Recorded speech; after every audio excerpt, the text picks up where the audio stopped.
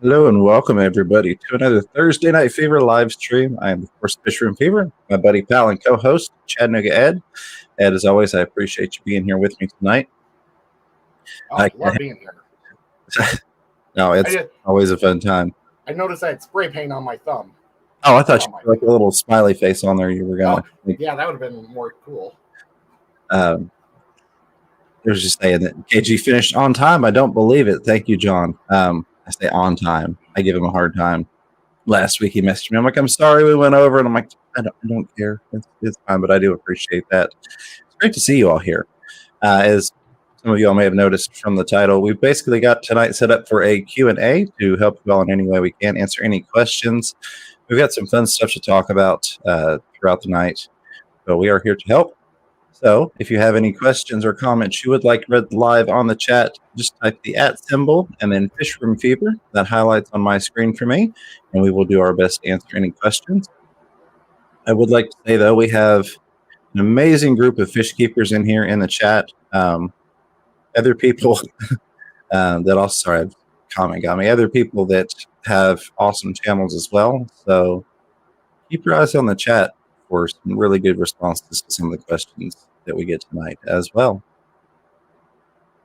So before, hey, James, your hair is still looking really good. Oh, thank you. I appreciate that. I spray painted it. No, just kidding. I'm surprised it stuck as well as it did in comparison to last time. So I'm pleased with it. Let's see. Marlon says, I just got a 30-pound bag of black gravel on Amazon for $7.50. It's 56% off right now.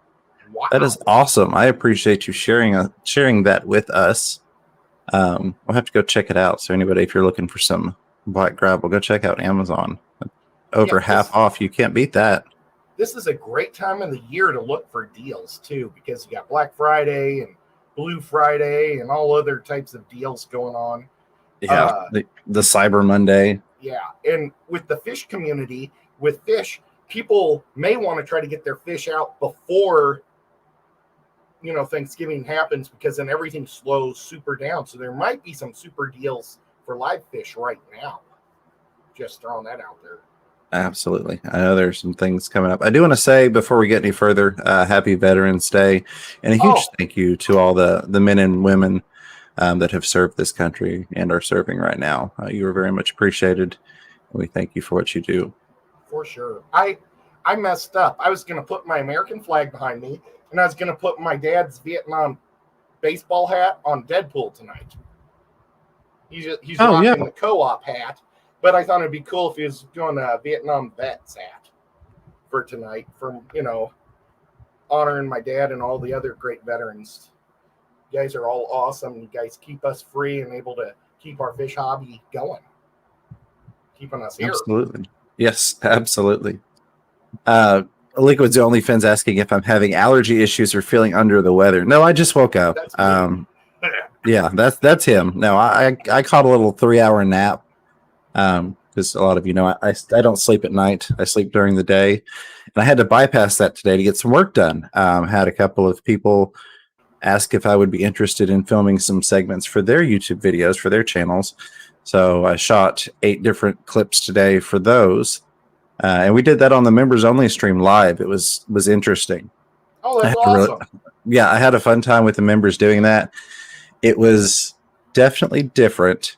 I'm more than comfortable sitting up here on a live stream talking to you all. Do it every week. And for some reason, when I film, and I found out that pretty much everybody else that was in that chat earlier in the members only live, we want solitude. We want everybody else away while we film our videos, even though most of us, do live streams and we're comfortable being on camera live. For whatever reason, it's like, I'm filming this. I need to be on my own to do it.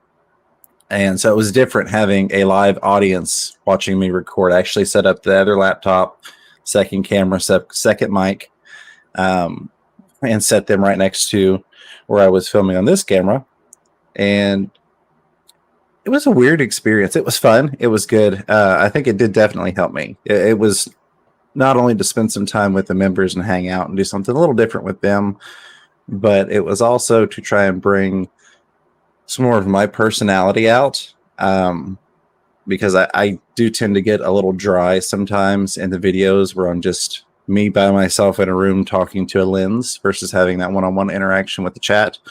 So I feel like that helped a lot because I was communicating with them and then I'd shoot a little clip and then we'd go back to having our conversation. They were, having a good time and enjoying the live bloopers. So I know that people had fun with that, and I appreciate you all hanging out with me earlier while we did that. Shoot, I wish I was paying attention. It's all good, buddy. We're probably going to be doing some more of that. And I did leave it on the members section, so any of the members that do want to go see some goofy stuff can go back and check that out if they would like to. Speaking of which, yeah. I was thinking about shooting mine on Saturday. Nice. And Sean Peck's coming down for the fish thing.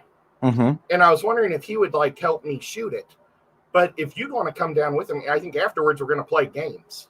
Okay. Yeah. And I think I'm going to probably try to play that zombie game we've been talking about a whole bunch.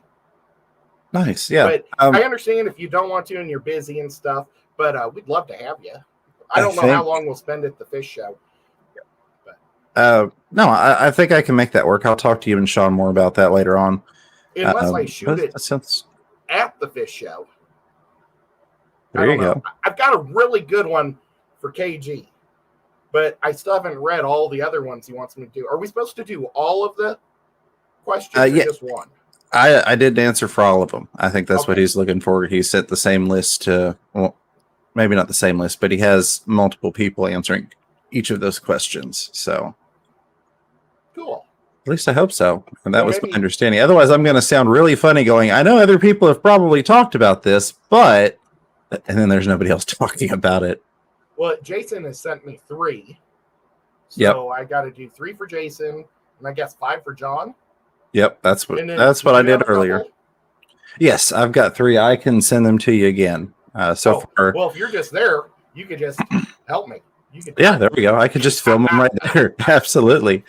Okay. I think it's going to be fun. I really do. I think it's an awesome project, and I'm glad that we got invited to be in on that. So one thing I do want to talk about, I do see some comments in the chat, and we're definitely going to keep going through those. But I would be crazy if I didn't mention Aquaticon finally publicly released. That was yes. Hey, go with it. I love it. Knoxville 2020. That's Knoxville, Tennessee. April 30th. Let me see if I can get the Facebook page up again to get you all a link. I'm sure the mods will beat me to that. But super happy about that. Tickets will go on sale December 1st. One thing I do want to say is I've been amazingly impressed with the interaction on Facebook. I don't often say a lot of good things about Facebook, but if you looked at the previous Aquashella, I think it was only like 60 some odd people even bothered clicking the going or interested button. And I think we've got almost 200 people so far who have just in the past couple of days gone on there and opted that they're either interested in going or that they are going to the show. Well, now when you say tickets, this isn't a major high price event. You guys are keeping this so everybody can make it. Absolutely. So we haven't 100% solidified a ticket price, and part of that is we want to make it as cheap as possible. This is not going to be an expensive show like you mentioned, but we're looking at 16,000 plus square feet at the Knoxville Expo Center. I think 90 plus vendor booths at this. So it's not going to be, and there's nothing wrong with, local fish swaps. It's not going to be a local fish swap. It is an event in and of its own right. Now, will there be merch? Yes. Because I want to get Gear 1 t-shirts. Yes. I probably will get in trouble. For anybody that doesn't know, I'm just the pretty face, God help the thing, behind the thing. But yes, there's been all sorts of talk of merch. I probably shouldn't promise anything, quote unquote, but yes, there's a lot of plans for merch and all of that fun stuff. I don't do the Facebook. I really don't do the Facebook. All right, here we go. I did share it on my Fish Root Fever page. Let me grab a link. I just want a link. Carol Cox is wondering, will there be hotel suggestions? Yeah, so we are actually working on partnering with a local hotel. Keep in mind, we initially were going to do this event a couple of years ago before COVID hit, and then the world went crazy. So we had to restart with a lot of our planning. We are working on getting a partnered hotel. Hopefully get some discounts included in that potentially. I don't want to make any promises, but we're trying to see what we can do.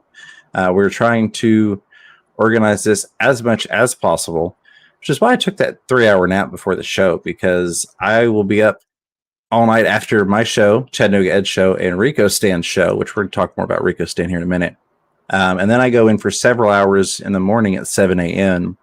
for a meeting regarding Aquaticon and planning and all of that fun stuff and organizing. Here we go. 69 going and 263 have already clicked interested. Let me pull this. Click interested next time I'm on Facebook. Absolutely. Oh, actually, I'll get going because, guys, I can guarantee almost I'll be there. We will drag Chattanooga Ed there. Yeah, it's going to be a great time. I am going to be bringing more details as they're solidified. One thing I don't want to do, I want to under promise and over deliver. So, like I said, tickets going on sale December 1st. I would say be prepared to get them then. And we are looking at a VIP offering, if you will, in terms of like merchandise and stuff. A VIP ticket with added in items. So, a t-shirt and some other things that if you get the VIP ticket, you get that. You also get earlier access and, fish tuber meet and greet type setup before the actual show starts, as well as a couple other things that we're working on but haven't finalized, so I can't really share at this moment. All right, let's type. We can type. Boy, I hope I get one of those VIP. Oh yeah, buddy, you're an exclusive part of the thing. It's not in on the email. It's just because he doesn't really do email, but he's just as much a member of the planning board as me. Except you don't have to drive up here every Friday morning at 7 o'clock. I don't think that would go well for you. That might give me something to do. So I'm going to talk more about that, and we'll take some questions about that. I'm finally starting to wake up now. Crunto Half Moon was saying, Fisher and Fever, just a reminder to mention the fundraiser the Discus Talk is having. So the Discus Talk YouTube channel, I've talked to them about trying to help them a little bit with their YouTubering, but they've got some really cool stuff going on. They're trying to raise money to help with Discus research into some different topics. I would suggest you go check them out. It's pretty cool stuff. It's more on the sciencey side of things, and I think we need a little bit more of that on FishTube. But they're actually doing a fundraiser / giveaway. And I won't go into all the details, but I will say go check out the Discus Talk channel. They've got a couple of videos on there telling you all about that stuff, what they're doing. I think it's pretty cool. And I know we've got a lot of Discus fans in here, so I think you'll enjoy it. But go check it out for yourself. All right, rolling through here. Jerome says, if you were looking for cheap acreage in Tennessee for some vacation property / future fish fan retirement, where would you look? I'm not the property guy, so I'm going to turn that over to Ed. He's done property research in the state. So, well, I was looking mainly in the Chattanooga area, but I also looked at Ringgold, which is south of Chattanooga. That's the Georgia area, and I looked all over Georgia and southern Tennessee here. It's hard. See, I used to have, quite not a few acres, like 5 acres, back in Missouri, and I love having land.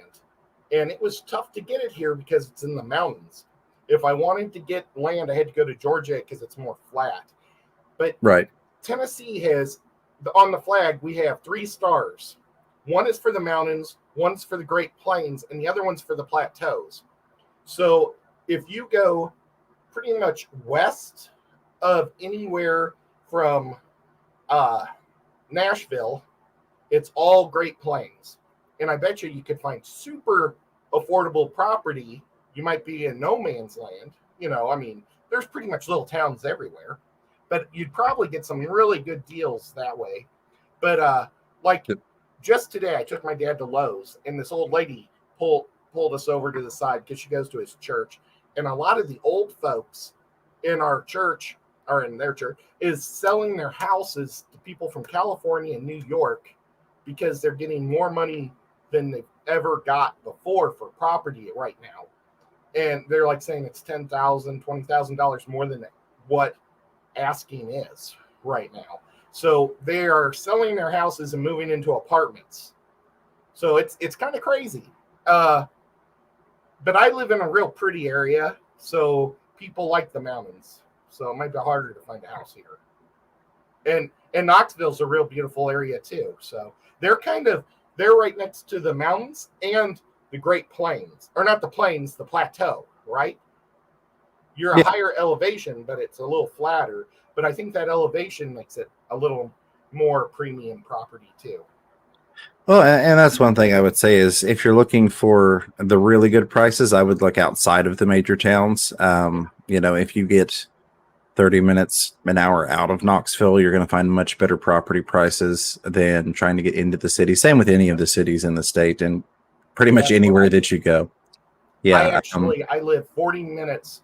I'm only like 20 miles from downtown Chattanooga, but I'm about 45 minutes from downtown Chattanooga because of the mountains and the curvy roads out here. So, but I had to go. I started off in Chattanooga, but I wanted I got 2 acres, 2.2 acres here. So it took me a while to find something. Absolutely. But yeah, come on down to Tennessee. Welcome to the Tennessee Fish Mafia. We'd love to have you. There are all sorts of great places to set up a fish fam property. Just call me Eduardo says, my question is pH related. What's the best natural way to lower pH? I've heard cones are great. What's your opinion? So I'm sure that's in reference to like alder cones or botanicals. I don't have a good answer for anybody that absolutely hates tannins. So if you're all about that crystal clear water lifestyle and you don't like the tannin look, I don't have a good natural solution for you. But very much like you mentioned, cones or catappa leaves. I was going to say, it just skipped my mind. I'm sitting here looking at hundreds of them on a shelf. Catappa leaves are one of the things that I use and recommend to help bring down pH naturally. There's different extracts out there that come from tannins that will lower the pH as well. Then after that, you kind of get into some different chemicals and less than natural ways to do it. Well, he could harvest rainwater. Yeah. And that would be crystal clear. You just have to make sure you don't get mosquitoes. But hey, the fish will like the mosquitoes too. Absolutely. You can also do the RO mix. You can use RO water, you can remineralize it, or you can mix RO partially with your tap water, depending upon what number you're looking for and what number you're starting with. I don't know if everybody would consider that natural, quote unquote, but I mean, it definitely does work, and a lot of people do that. So there is another option.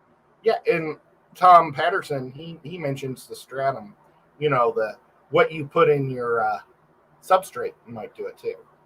Yeah, some of the substrates, and this is in reference to a lot of the plant substrates. Some of them do affect pH, some increase it, some decrease it.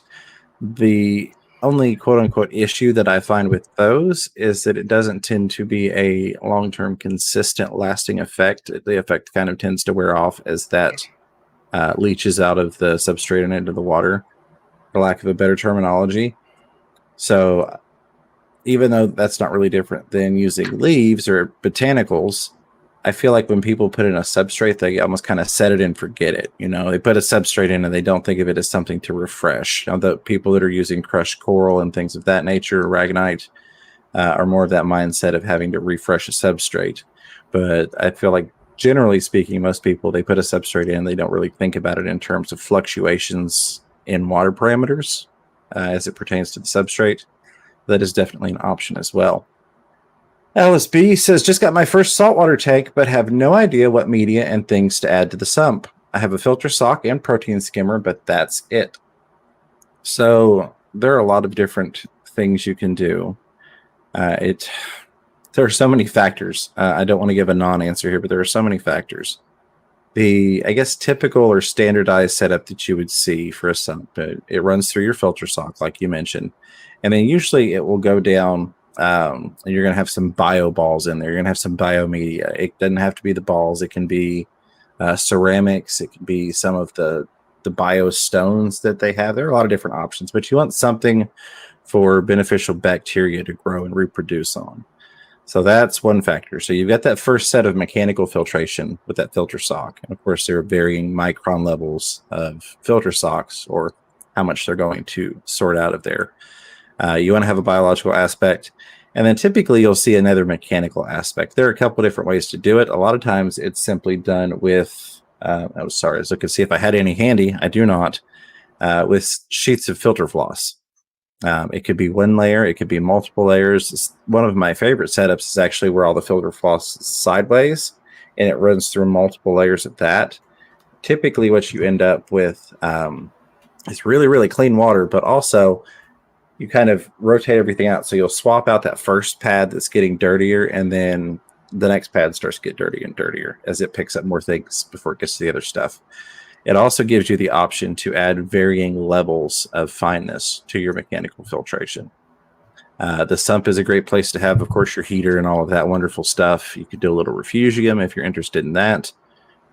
We did do a 1-hour talk on filtration in the saltwater series. I know we talked about sumps in that some, so that might give you some general basic information. And as soon as we can get Mike from Fish Tank Barn, Ed, and myself all lined up on schedules, we will be doing our next Saltwater Saturday stream.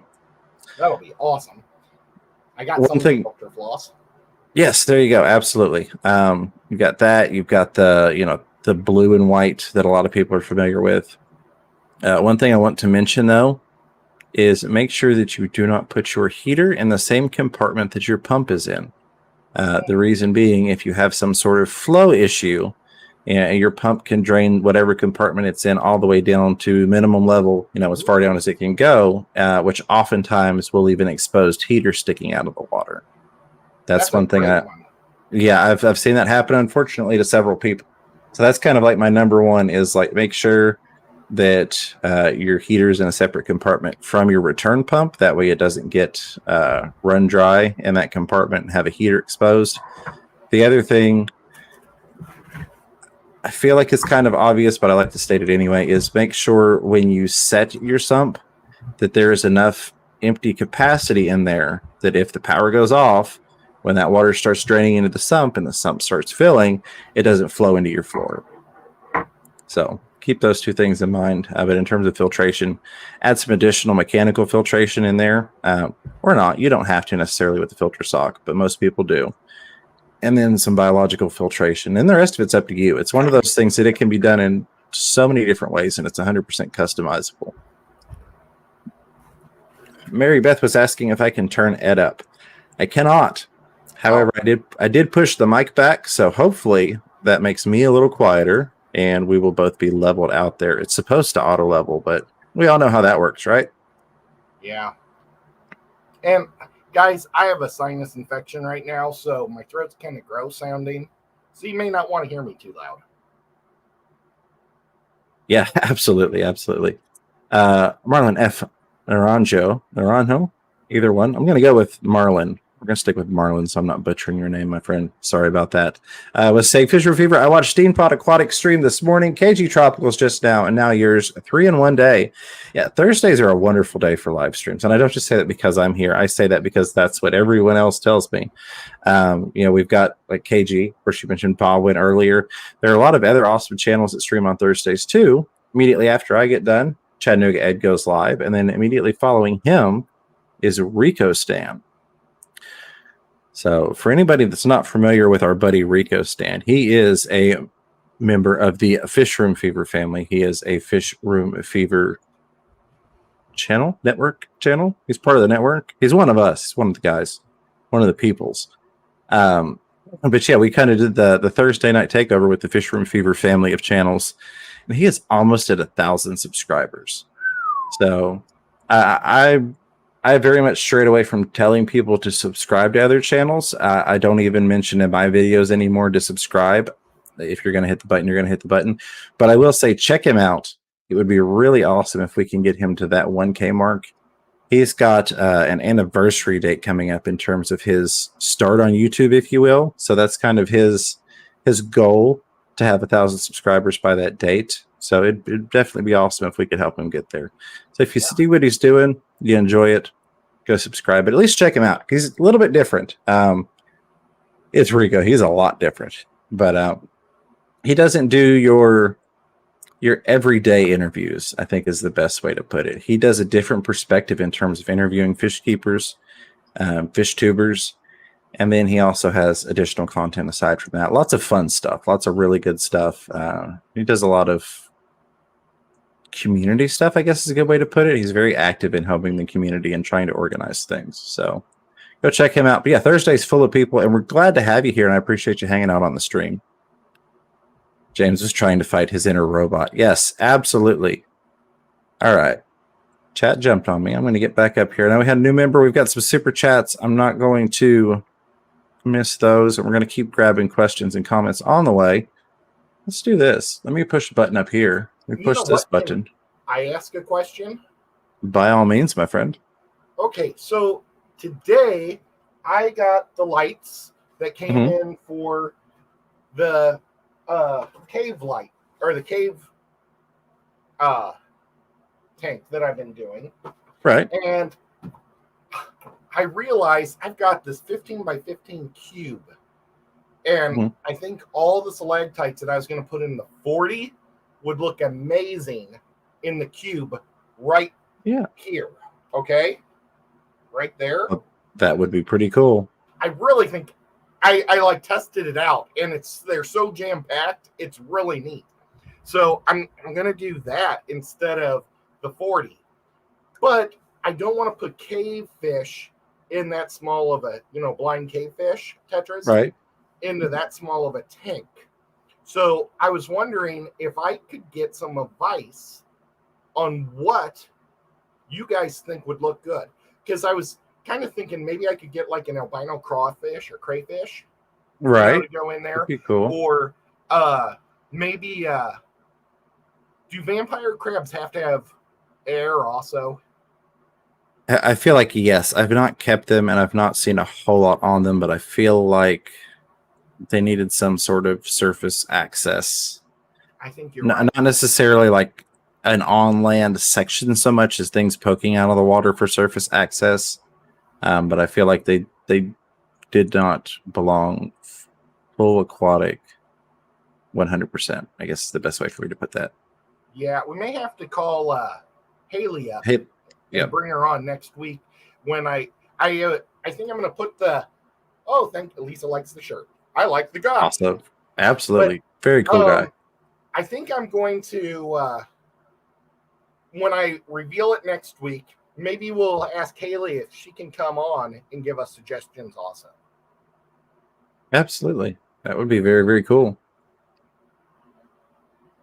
All right. Just something for people to think about. Yeah, no, definitely. I'm going to be looking at the chat. I may not read all the responses. I'm sure we'll have some really good responses, but I will say this. My buddy Ed here likes to go through the live stream and check out the chat after the fact. Oh, I do. So, I love it. It makes me laugh so hard. Yeah. I put my glasses on and I look at it on my telephone. So rest assured, even if we don't read your response to that online, Ed will go back and check those out, and we'll be very appreciative of the suggestions. Let's see. Paul Ster is asking, is this just a one-day event or the whole weekend? So the first Aquaticon, and remember, this is a year one. This is the very first event that we're doing, finally, now that, COVID has settled, if you will. It is going to be a one-day event. The hope would be that there's such an outpouring of aquatic fish fam hobbyists, fish keepers that show up and enjoy the thing, that we continue to move forward with additional events and make those 2-day events. From a not my money perspective, from a financial perspective, it's one of those things that renting an expo center is not cheap. I guess I'll just put it that way. So it made sense to do a 1-day event, and there are some other reasons as well. I won't go into all the details why we did it, but it just made sense to do a 1-day event for the first event, the kickoff.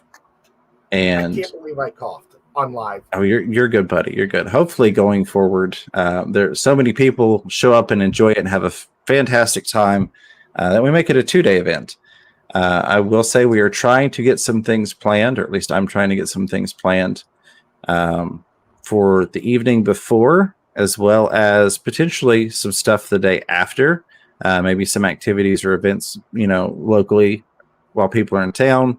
If people do come out and they want to, make it a weekend thing, we can have a coordinated effort to, hey, we're all going to go do this fish related activity. Anybody that would like to go is welcome. And that would, I don't know exactly how that's going to look just yet. I feel like is the best way to put it. It's going to depend on exactly how many people are interested and what kind of turnout we're looking at having. But definitely some stuff planned for the evening before, and then Saturday being the event.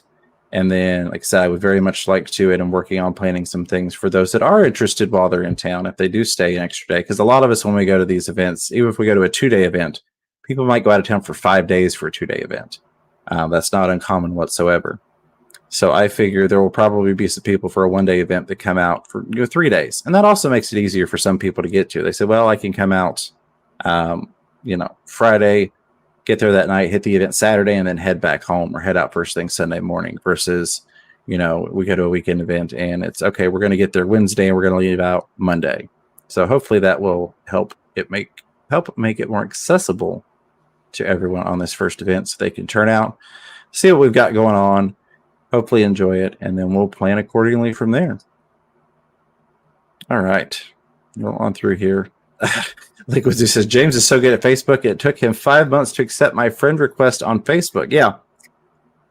Sorry, everyone. I got on there and saw I had almost 300 friend requests on Facebook. I really don't do Facebook. I'm trying to get better with it. It's not the platform for me. I use Facebook Messenger, which is why I'm on it. But yeah, Liquid, if it makes you feel any better, there were people that had sent me friend requests a year ago that I just now accepted. To put this into perspective, I think it took me a couple of years to accept Mrs. Fever's Facebook friend request on my personal account. And I still have accepted her mom's friend request just because I don't ever get on there. I don't ever use it. She's like, well, he hasn't accepted my friend request. And she's like, he didn't accept mine for 3 years. So just keep waiting. But my apologies. EJ Fishes 76 says, is there a link on mobile to become a member? I can't find it. And I see that you did find it. I see we've got a couple new members as well as some super chats. I will get to those here in just a second. I did jump across a couple because I want to do them all together. Say a huge thank you to all of you all. But EJ, thank you so much. I'll get you a proper thank you here in just a minute, my friend. So let's see. Marlon says, what's the best 20-gallon high tank that isn't a kit? So the best, if you're asking best brand, it doesn't really matter. That isn't a kit. If you're asking best setup, really that varies. 1 on the type of fish keeper you are, and 2 on what you're going to put in there. If you're doing something that's just a basic breeding project, you may want to go with a bare bottom tank, a sponge filter in there. If you're wanting to do something, you could do escaping setup. You may want to go with some really nice planted substrate and plants, and maybe a canister filter with the fancy connections on the back so you don't have the plastic going into the tank. It really just depends on exactly what you're looking to do. In terms of tanks in general, I typically find a tank is a tank, regardless of the brand. It's glass glued together that holds water, and they all tend to do that fairly well for the most part.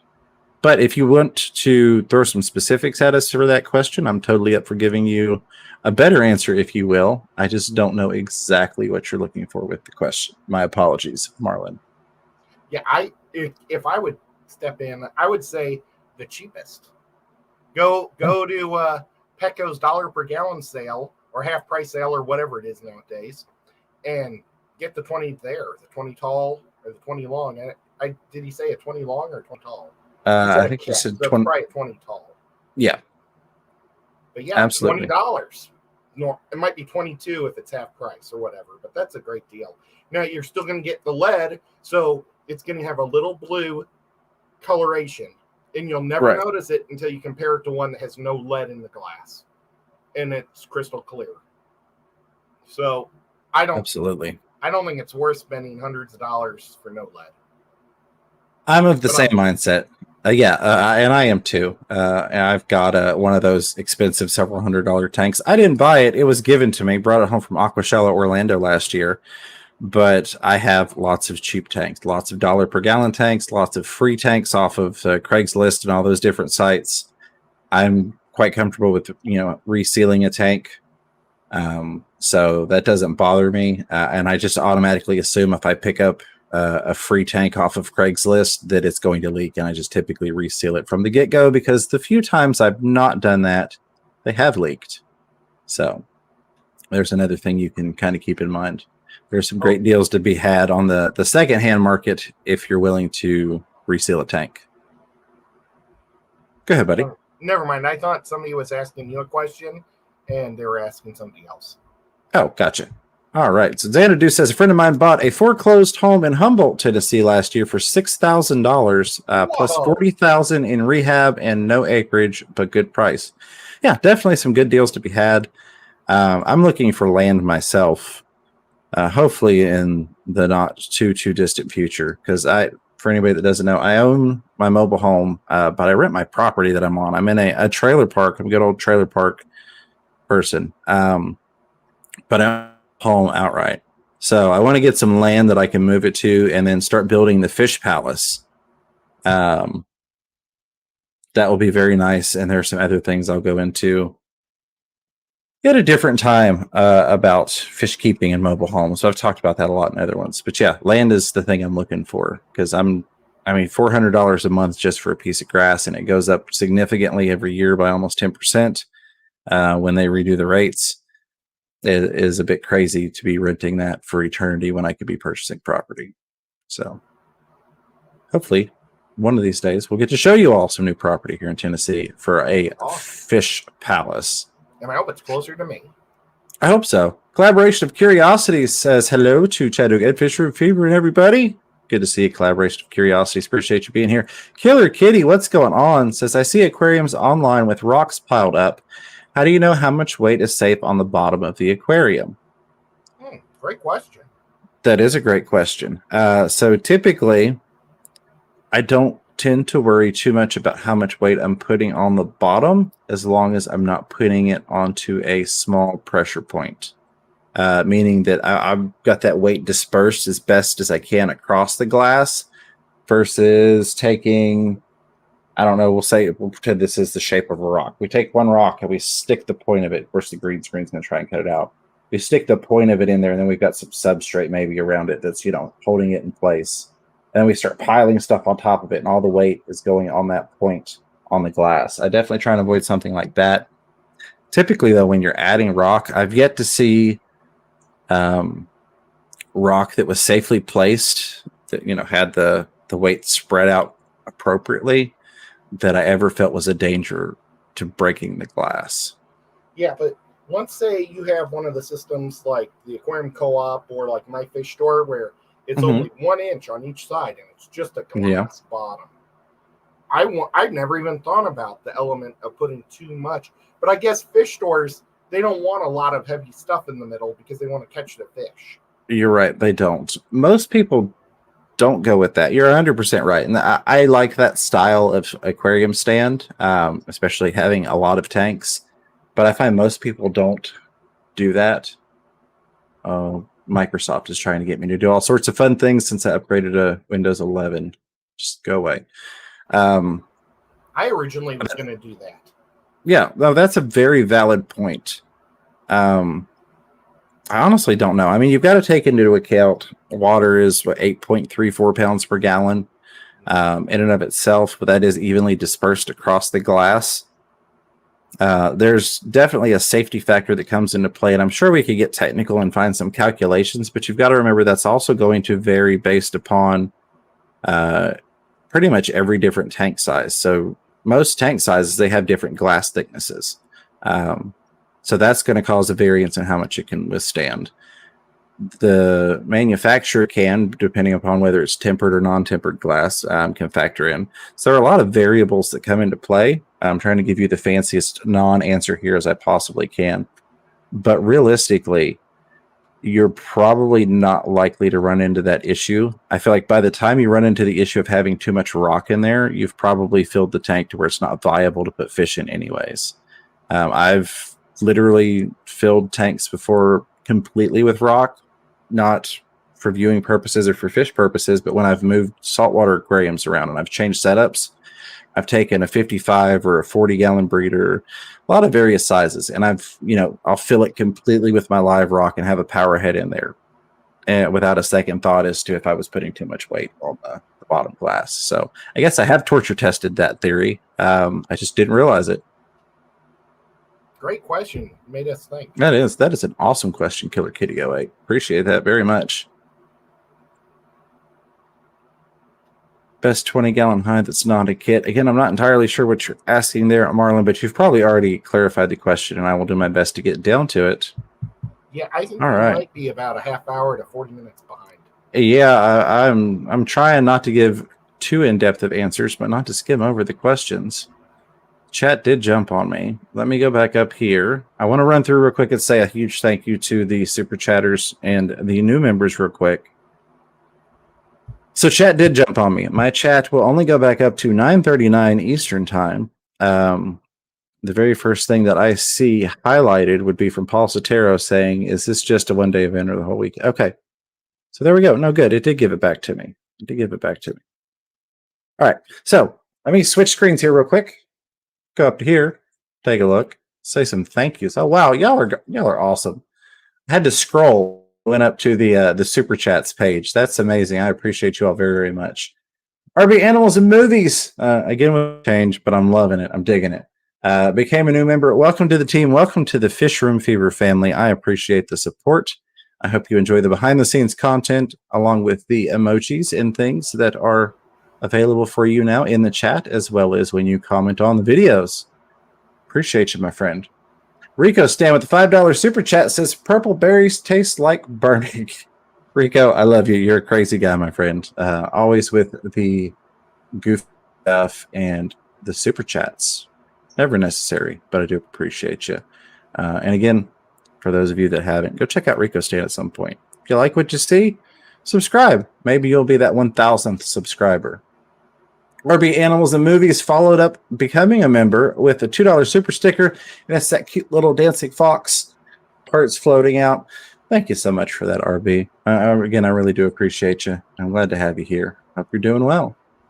Killer Kitty 08, who we were just answering that question for, reading that comments, with the $5 super sticker, the little fox going, bravo. Thank you so much for that. I love that little fox. I know it's not really a fox, but it will always be a fox to me. But very much appreciated. And thank you. TJ Autocross with the $10 super chat says, I'm 2 weeks into Neocaridina shrimp keeping. We're going to start over. Yeah, there we go. All right. I'm 2 weeks into Neocaridina shrimp keeping, feeding twice a week, alternating between shrimpy and a higher calcium tablet. Anything you think I should do differently? So those things right there are already going to put you ahead of the game. You're using a quality product and you're getting that calcium in there. So that right there puts you ahead of the majority of people that just started keeping shrimp or have been keeping shrimp for a while even. Just based off of that, I think you're fine. And the only thing that I would do is, and this just depends on how many shrimp, you may vary your feeding schedule. I tend to have a lot. Well, so Ed and I tend to quote unquote overfeed, as we like to say, feed more than the standard because we typically have a lot of things in the tank. So if you've got a really heavily stocked tank, which with shrimp, you can get a lot of them in there. It may be feeding smaller portions more times a week. I know that I'm going to make some shrimp people mad because there's some shrimp people that would yell at you if you fed anything other than twice a week. But that's just personal experience. And I'm not recommending that necessarily.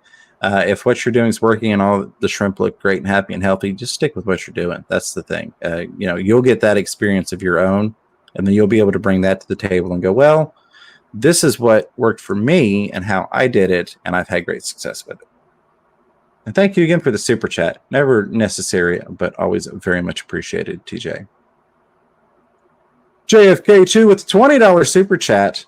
Actually has something on it this time. I appreciate that. I always appreciate the super chats, but normally JFK2 is just throwing money at us just to do it. But this week has a comment on there, says, just hanging and as always, enjoying the awesome content. Well, I appreciate that. Always glad to have you here. I'm glad you're enjoying it. Huge thank you to everybody. We've got 103 people watching. That's phenomenal, and I appreciate you. We're almost to 3,000 subscribers, so that's a great, great feeling. For something that, initially just kind of started off as a guy that was going to try and help some people with some fish questions, going to that and the way that things have progressed and grown. I very much appreciate all the love and support from all of you. And JFK, thank you again for the super chat and your support as always, my friend. Pet Zodix, Diego, I need to get back with you. I saw you text me while I was taking that nap earlier. I would love to come be a guest on your stream. With $3.87 super chat, says, go to Aquaticon and get your aquatic on. I like it. I like that. That is good. Hold on a second. Let me copyright, trademark, patent pending. Okay, there we go. That's mine now. Thank you. Appreciate it, Diego. But no, seriously, I do like that. That's catchy. That's cute. And I appreciate the super chat as well, my friend. You've been a long time supporter of the channel, and I thank you for that. There it is. EJ's Fishies 76 becoming a member. Appreciate that. Welcome to the Fisher and Fever family, my friend. As previously mentioned, I do hope you enjoy the behind the scenes content. You can go back, have access to any of that stuff. If you're ever looking for some fun things that don't go out to the general public, there's some things in there that I think you'll enjoy.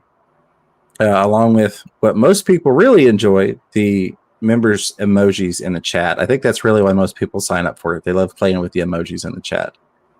So again, thank you. I hope you enjoy it. I hope you get some value for your money and appreciate you being here.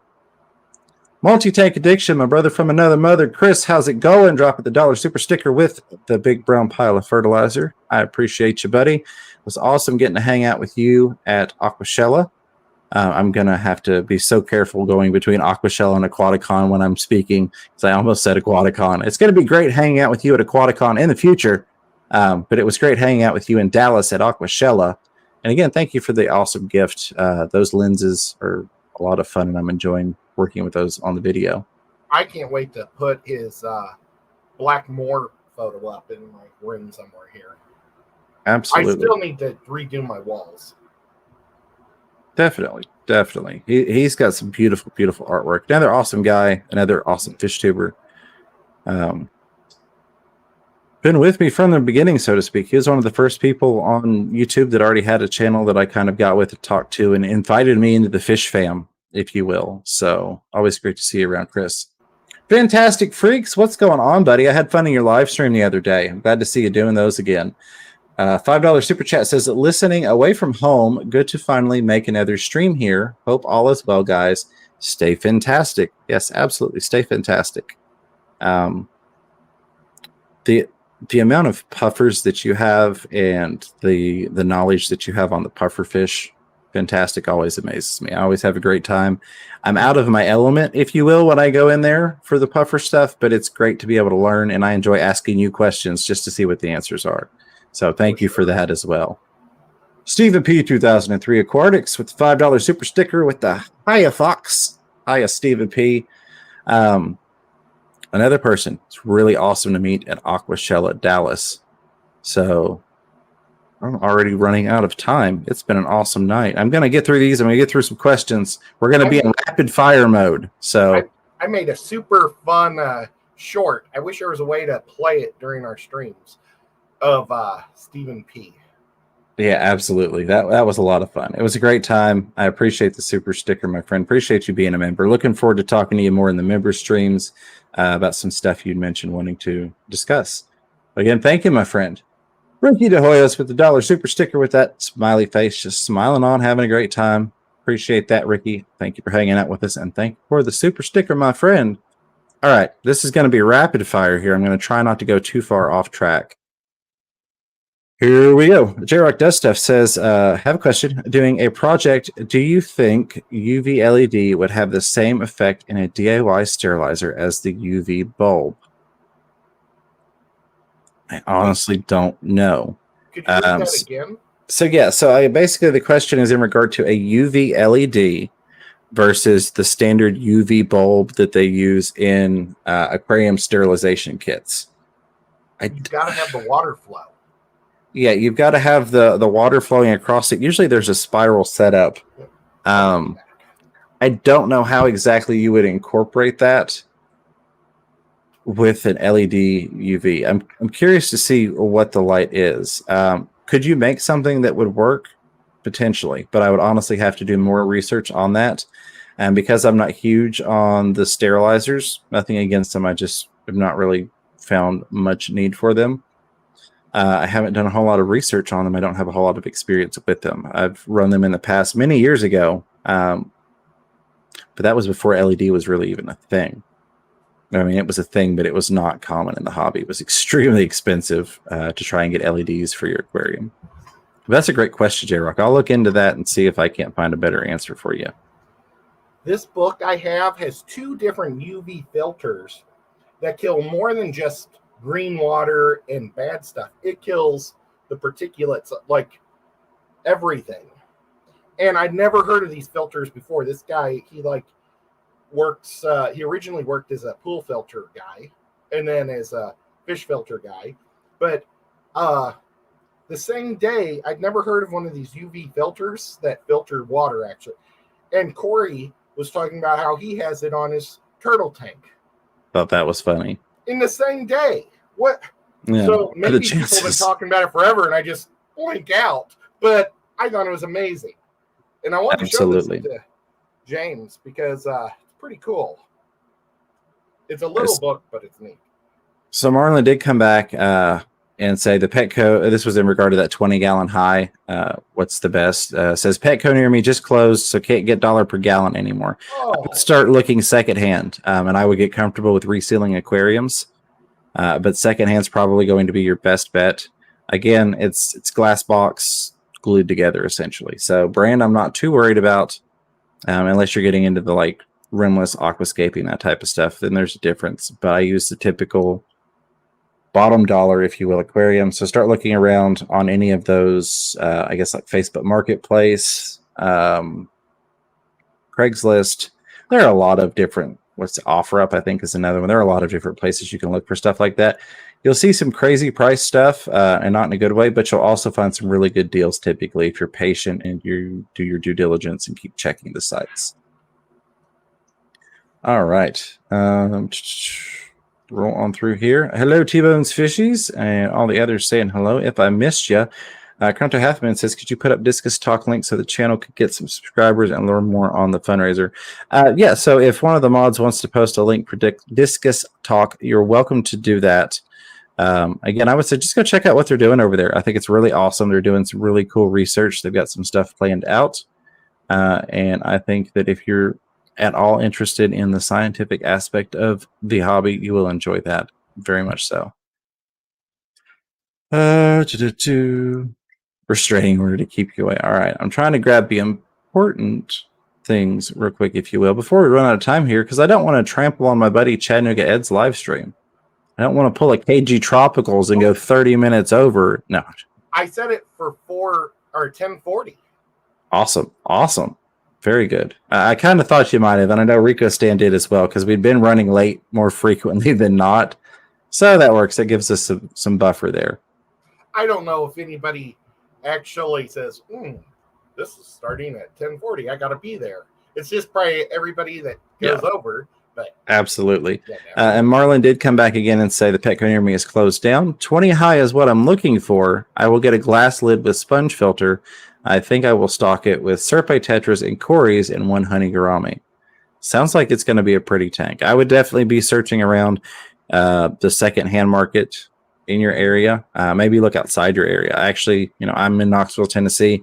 Drove all the way to Virginia for one of my tanks. It's the 220 gallon. It was a big tank at a great price. But I always look a little bit outside of my area. For one individual tank, a 20, then I kind of factor in gas. I'm like, I'm not driving an hour and a half for a deal on a 20 gallon, especially with my car, because it's got the big V8 gas guzzling behemoth that. But he would for 30, 20 gallons. Yeah, absolutely. That's the difference. I drove all over East Tennessee for aquariums back when Petco had their little flub up, and they were 60 cents a gallon if you ordered them online. So I drove all the way down to Chattanooga to get some tanks when that sale went on. See, Paul Stero says, if anybody has gotten a 10-gallon from Petco half-off sale, the bottom seals are an issue. I'm on my third one right now. Aquarium gave me a hang-on back for my trouble. That's good to know, Paul. That's very pertinent information. Also ties in very well with what we're talking about. But that's good to know. I feel like I'm not approving of it, but I feel like that's bound to happen at some point. You just, in my mind, I look at the mass production that they try and do with these things, and I'm like, when is something going to go wrong? When are they going to try and overproduce the product and not do it properly? So that is great information to have. Again, that just goes back to leak testing your tanks when you fill them up, whether they're new or not. So I've looked at them, and sometimes I also find scratches in them, or the glass won't be even level. But I've gotten probably 50 to 60 tanks from them, and I haven't had one break yet. But I've inspected them thoroughly, and I have the restraint to put them down and say it's just not good enough. And it took me a year to buy all my tanks before I started filling them, because I was just slow and persistent. Absolutely. And I've done the same. A lot of times you'll see, like you mentioned, scratches or even little nicks or just crazy silicone work. Yeah. So definitely inspect your tanks just like you would with anything else that's going to potentially be a safety issue, I guess. When you're putting water in a box in your house, you want to make sure it's going to stay in that box and not in your house. I think chat probably jumped on me, but I think Marlon's saying you can click the button to make the chat switch from top chat to live chat. I do have my live chat on. If that was for me, I do appreciate that. That was one of the things I learned very on in YouTubing, was a constant person that was like, hey, switch it over to live chat. You're missing a lot of stuff. All right. Looks like a fox to me. Yeah, there we go. Whip's World. Hey, Whip. How's it going, my friend? Good to see you. Whip said, hey, James and Ed, just checking in again. Who the heck is Rico Stan?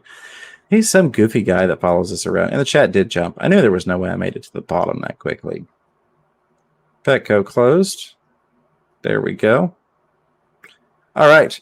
Too Coolie for Schoolie. What's going on? Good to see you. Says, I added pygmy cories and hillstream loaches to my tank 2 days ago. Cool. No one seems interested in algae wafers or food of any kind. It's full of microorganisms. Are they okay? Yes.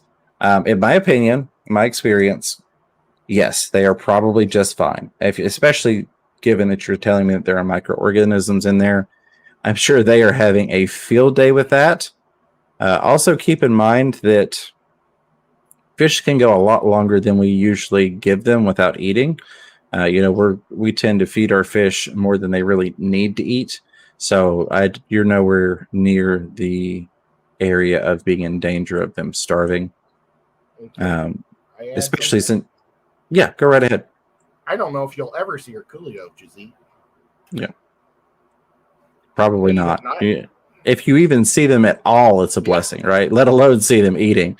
You'll probably see them one day when you break that tank down and you got your hand in the substrate and something wiggles in your fingers and you give a little girly scream, and then you're like, oh, I had coolie loaches in there I forgot about 4 years ago.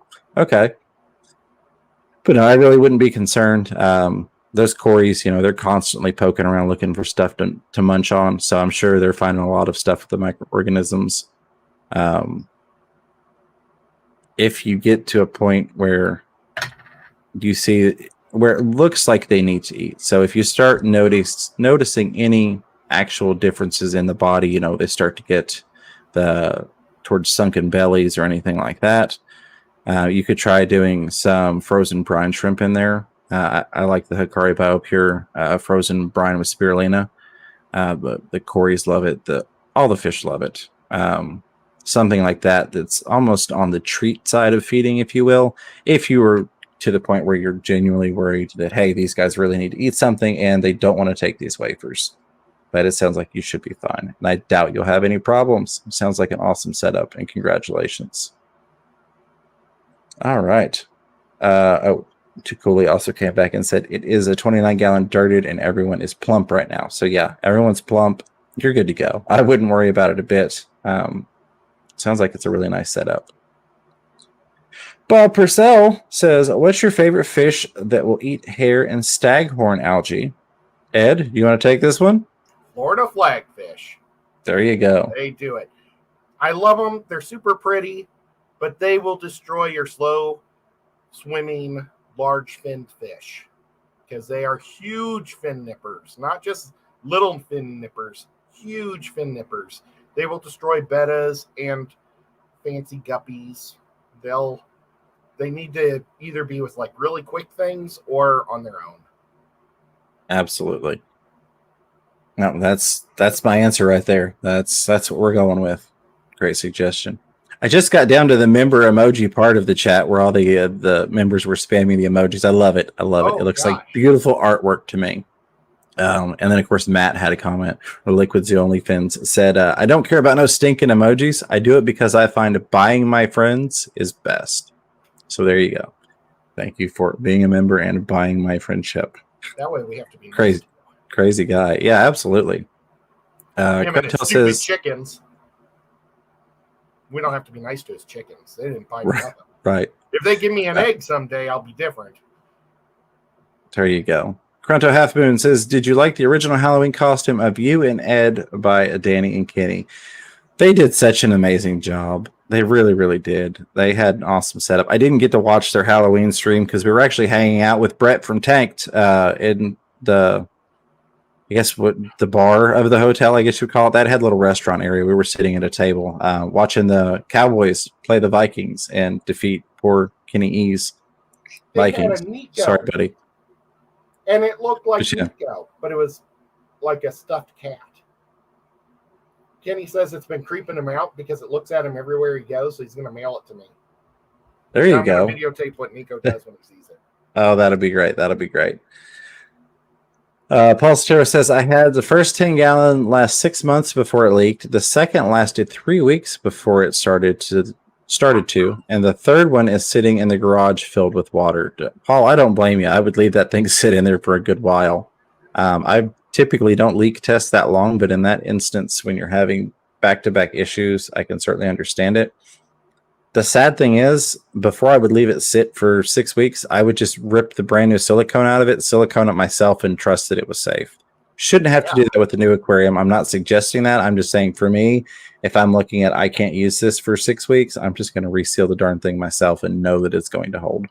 Yeah, because, it was probably made by the same defaulty employee that made them all. Right. Because that's the thing. I was in the UAW. Oh, I had water in here for paintbrushes. But it was all about quality. And when you have somebody that's not, they just don't put the screw all the way in, it gives every single car a bad name because the seatbelt came undone when they had an accident. That's all it takes is one schmuck to mess up everything. And it looks like he got the schmuck. That's what it sounds like.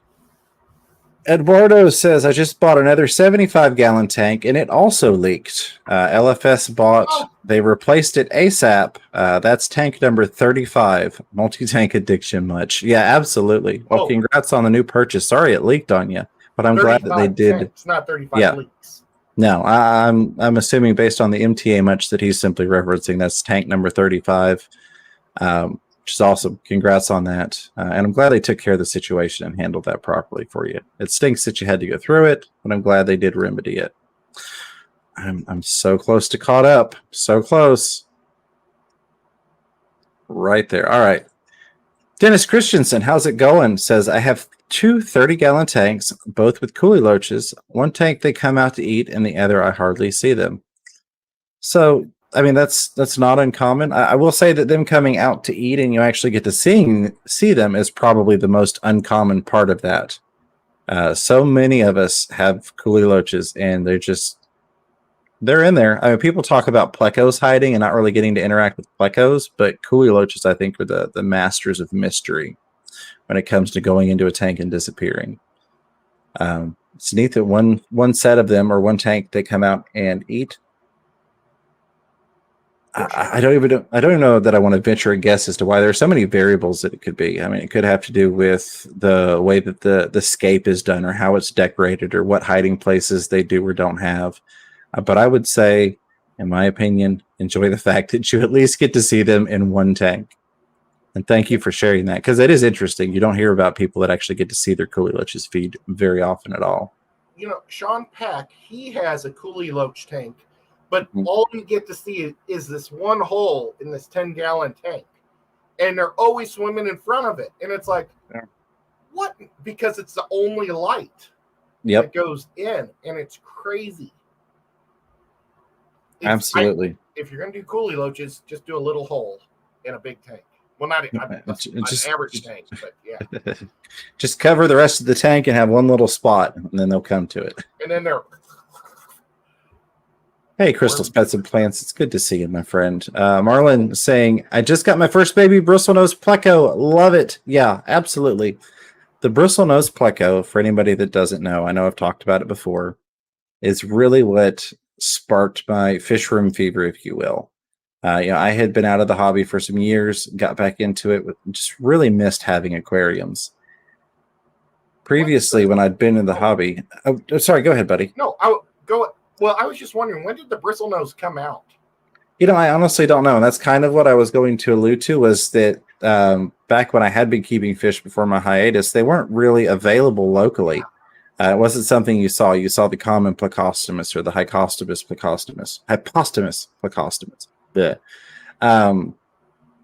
So I got back into the hobby, and there's these cute little funny plecos that don't get massive like a common pleco. And I got into the bristlenose. I didn't realize how easily they made babies. So I had a male and a female. And then within a couple of days, there were eggs underneath the rock. The male, I didn't even have a cave in there at the time. The male had just dug out from underneath this massive rock I had in there. It kind of scared me. I was worried he was going to dig too much and crush himself with that rock. But next thing I know, I had babies. And then there was another tank. And then the passion just took over again full force, and it went back to fish room fever like it used to be. That was all thanks to the bristlenose pleco. So enjoy those, my friend. They're awesome fish. But keep in mind, you got a male and a female together, chances are you're going to get some babies whether you want them or not. Stephen P. had to say millions of years ago, Ed. Well, absolutely. When I was a kid, I don't remember ever seeing them. And then, from the time when I had my Discus to now, somehow they've become like a full force in the industry. They have, which maybe I just don't look at that many plecos. I was just going to say, and that's really awesome, because even though there is still the common pleco that's available, that really, I think, helped to come in and push that away from being the standard, if you will, which was what we needed, because there were too many common plecos going into tanks they didn't need to be in. But I won't get off on that rant, on that tangent. I did make it to the bottom just in time to end the stream. Not a highlighted question or comment, but nonetheless, last thing I want to grab here. Better late than never. I like the name. It says, a Nano community for 40-gallon, ? Great stream, by the way. Thank you. Glad you're enjoying it. I think, and it's funny you asked that, because I actually did a video clip about 40-gallon breeders earlier today. I think the 40-gallon breeder is perfect for doing a Nano community. I am a huge fan of some of the smaller tetras for the nano tanks. Of course, going planted, a well planted, medium to heavily planted, I guess, if you want to classify it. Aquarium with some decent scaping in there, where you get bristlenose in there, and get you some really pretty nano fish. I'm a firm believer of having more smaller fish in there as opposed to a couple of larger fish. But that's just me. And it varies for everyone, and even varies for me sometimes. I also use the 40 breeders for pleco breeding projects. So it's all about what you want to do with it. Ed, you want to take a shot at it before we wrap this up and head over to that crazy Chattanooga Ed guy's live stream? You know what? I wasn't paying attention. I'm terrible. Oh, it was just a question regarding a nano community for a 40-gallon. I'm assuming it's 40 breeder. It might not be, but typically when people mention a 40-gallon, it's a 40 breeder. Oh my gosh. Well, I would do pygmy cats, of course. Perfect. Absolutely. And I don't know. There's so many cute little things. There are. There really, really are. I would do a whole school of green tetras or black tetras. I know black neon tetras are a little bigger, but yeah. I love seeing them float. But that's a bigger tank, 40 breeder, right? Yeah. So that's a big tank. So, I mean, you're going to invest in some major fish money there. Alrighty. I wish I could just catch just the male inlers out of this one tank because they're all beautiful. They're all about this big and they're bright red. But the females are big and ugly. I mean, they're like bigger than any of my other guppy females. Right. But they produce the prettiest boys. That would be absolutely. I like Bob Purcell's corridors with hatchet fish. I've had horrible luck with hatchet fish. That's my Achilles heel. They don't work for me. Dennis Christensen was mentioning the coolies again, coolie loaches. Thank you again for letting us know about that. That's always cool to hear about. Marlon saying, when you can't get your hands on aquarium tools, just do what I do. Use stainless steel hair cutting scissors for trimming plants and chopsticks taped to a toothbrush for algae. I'm right there with you. I love it. That sounds like something I would do 100%. That's what I was reading when you were asking your question. There you go. On that note, it is 10:44 p.m. Eastern time. We're going to go over to the Chattanooga Ed live stream for Crafted. He's going to do aquarium crafts while I still read your comments and go through those and answer your questions and have a fun time. Again, the two of us, but a completely different show. So come on over. I think you'll enjoy it. As always, thank you, Ed. I appreciate you being here. Appreciate you being my buddy. To all the moderators, members, lurkers, listeners, super chatters, and contributors, questioners, commentators, and of course, the replay crew. I love you guys. I appreciate you. Until next time, keep your fish healthy. Keep yourselves healthy. Don't be afraid to catch yourself a little fish room fever.